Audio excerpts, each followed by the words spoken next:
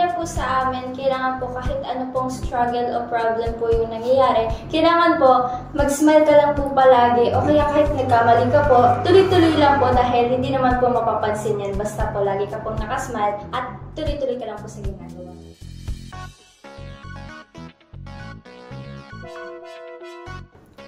Hi guys! Welcome back sa ating SMA podcast. So, this is Lex Galvan and ngayon ay papakilala na natin ang ating guest number 3 from Safrina. Ayan, isa sa mga trainee or members, si Wella. Hi! Hello po! Mag-hi ka muna sa ating viewers. Hello viewers! I'm Wella from Safrina. Ayan.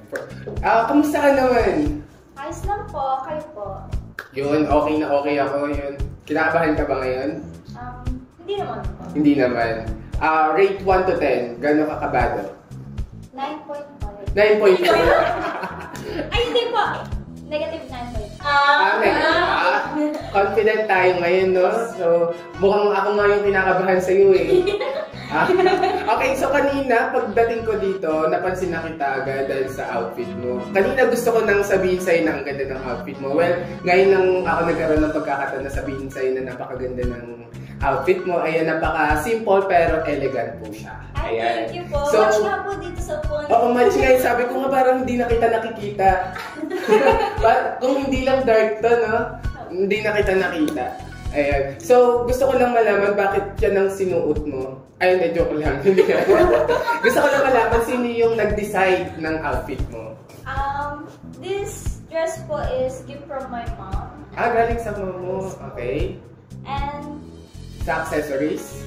Yan, sa accessories. this gift po is from my classmate, my best friend po, si Shella. Shout out to Shella! Yan, shout out! Ayan, eto namang isa. Tapos, gift din po ng mom ko to ng birthday ko. Thank you po. Wow. Nakalimutan ko po yung name ng jewelry, but this gift from my mom po. Thank you. Ayan.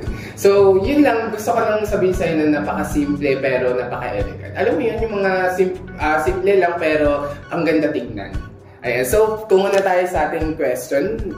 Unang question natin ay, describe yourself in one word and why? Siguro po, kung i-describe yung sarili ko is being sweet. Sweet. Kasi po, yung parang bukal po sa loob ko po yung mga ginagawa ko para sa mga taong mahal ko po. Like, kaya po maging sweet sa kanila kahit, may trouble, like, problem. Ako rin, gusto ko rin ng sweet minsan. Pero minsan kasi ang sobrang sweet, masyadong diabetes. Pero napakaganda nun, yung pagiging sweet. Kasi isa sa mga, para makuha mo yung loob ng isang tao, kailangan sweet ka rin sa kanila. Para yung may balik din sa'yo, sweet din. Ayan na. So, next tayo, favorite K-pop or P-pop groups and why? So, unahin natin sa K-pop muna tayo. Okay, ano bang gusto mo lagi pinapanood, mga girl groups ba o boy groups? Girl groups. Girl groups. So, sa Korea o sa K-pop, ano yung idol mong group? Dalawa po kasi yun eh. Yung childhood K-pop, is Blackpink po, tsaka Twice. Pero more on Blackpink po. Blackpink. So, sa Blackpink, sino yung pinaka-bias? Si Jisoo. Si Jisoo. Ang alam ko lang nakanta ni Jisoo yung anong tawag doon? Flower or something. Oo, parang ganun. Si Jisoo talagang pinaka-gusto mo. Pero sa pinaka-dance nila sa Blackpink, sino yung pinaka-nagagalingan ka? Si Lisa po talaga. Si Lisa. Kasi sobrang suwabe po. Oo, ang galing ni Lisa sumayaw talaga. No? Minsan sweet sila, minsan ang astig. Yun yung parang pinaka-nakilala sa kanila eh. Dahil hindi lang sila sweet minsan. No? Minsan astig sila, minsan sweet, minsan may pagka sexy yung sayaw nila. So, dun sila nakilala. Okay? So, sa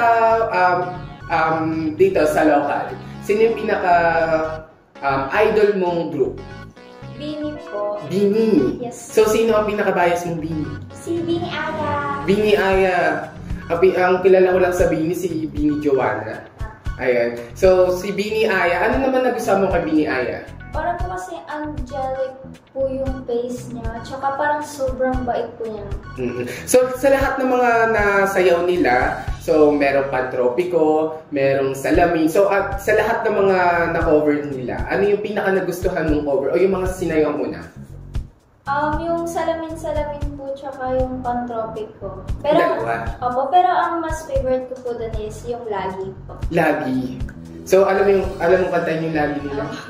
Kaya mong kantahin sa amin? Sige po. Sige. Ayan yun yung gusto namin. Okay. Okay, 1, 2, 3, go! Lagi na umaawit mula kusina hanggang sa sala. Lagi nang napapasabi, mahal kita mula umaga hanggang malala na, hanggang gabi pauwi at bago matulog na mahimbing. Naisip kita lagi.